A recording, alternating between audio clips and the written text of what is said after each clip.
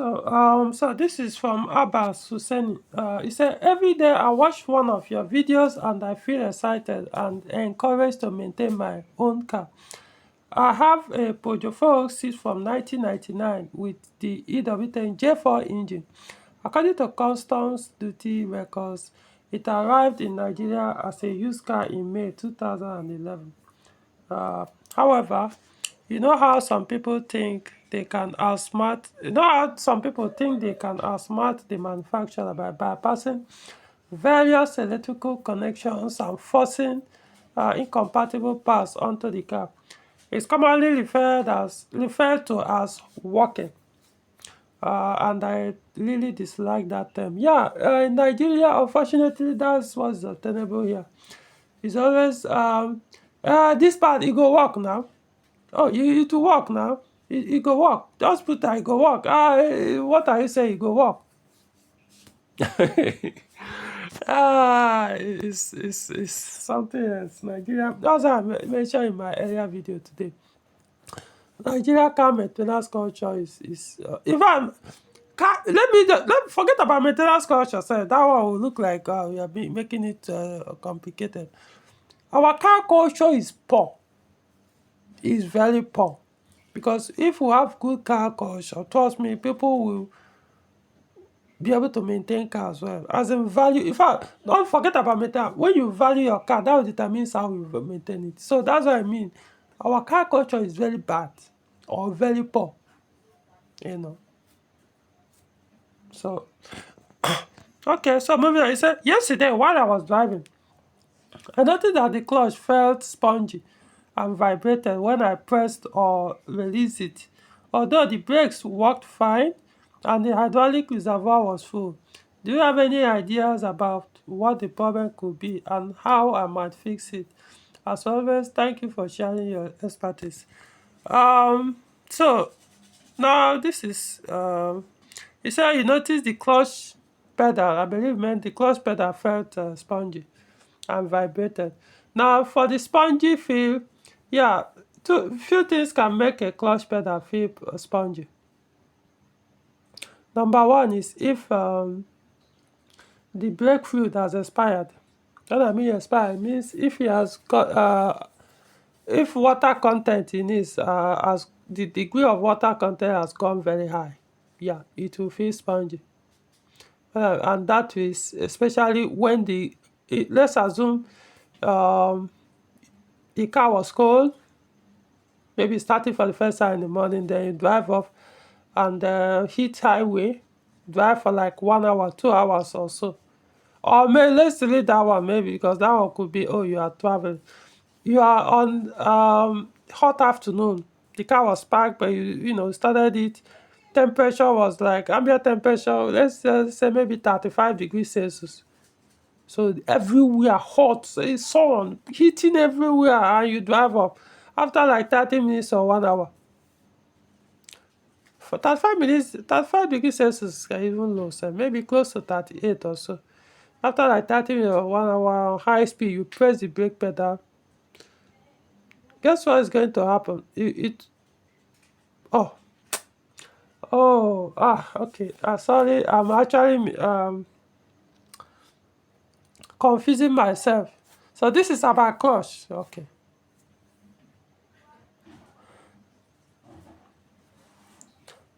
What clutch does when it feels spongy is if there is air in the system.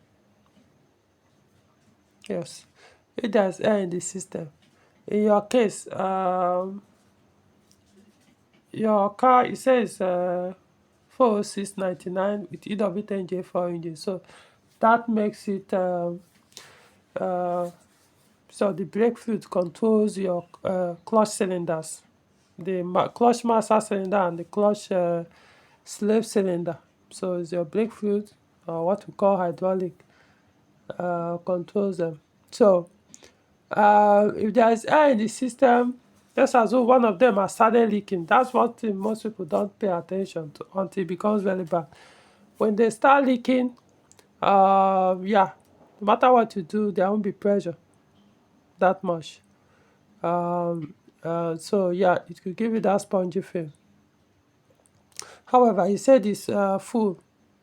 The reservoir, coolant reservoir, no, the brake fluid reservoir is full.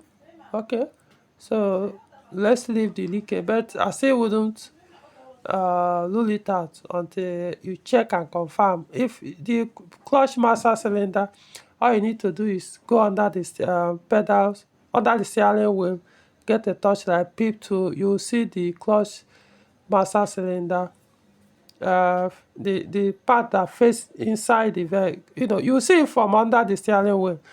If it's weight there, then it means it's leaking. Just because the fluid reservoir or container still looks full, doesn't mean it's not that seal, that leakage seal there. The seal on that reservoir have not weakened. So weaken, you see it will be weight there, so you need to check. Another one is the slave cylinder, which is on the gearbox. For your engine, sometimes when you start leaking, it won't be that obvious until you start pouring fully. That hose, that rubber that covers the part that goes to the clutch fork. So that part that goes to the clutch fork, that coat, rubber coat there, sometimes you have to find a way to check whether it's weight. Because if you start leaking small, small, it will be inside that coat, that rubber boot. It won't come out until it becomes too much. Even if it comes out, it will be very small. Okay, so that is it. Leakage aside, if there is air in the system, like I mentioned, yeah, if there's air in the system, because it has to bleed it, there's air in the system, that will cause it too. Now, same thing I mentioned earlier when I was trying to describe the brake issue, when the brake fluid expires. It also happened on your clutch, because remember, it's the same brake fluid that controls both. And most people, when they drain, flush their brake fluid, they forget to also do the same on the clutch system. You are supposed to.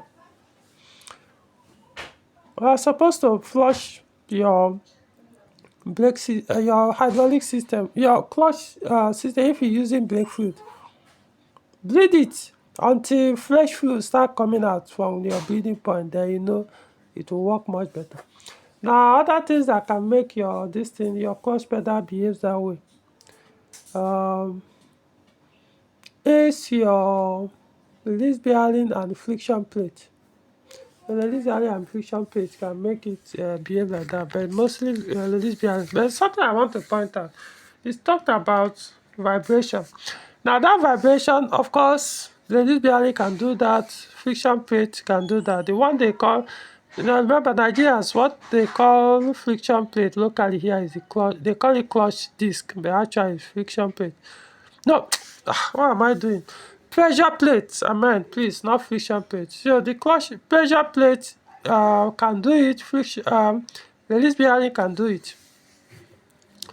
See, the pressure plate can cause that vibration you mentioned, likewise the release bearing. But one thing I will tell you is this: sometimes the vibration you get from the clutch pedal will have nothing to do with the clutch. There are some vibrations that will happen in the engine bay. You will feel it more on your clutch pedal than every other pedal there, or not even your steering wheel. So don't be surprised that what the vibration you felt on your clutch pedal has nothing to do with your clutch.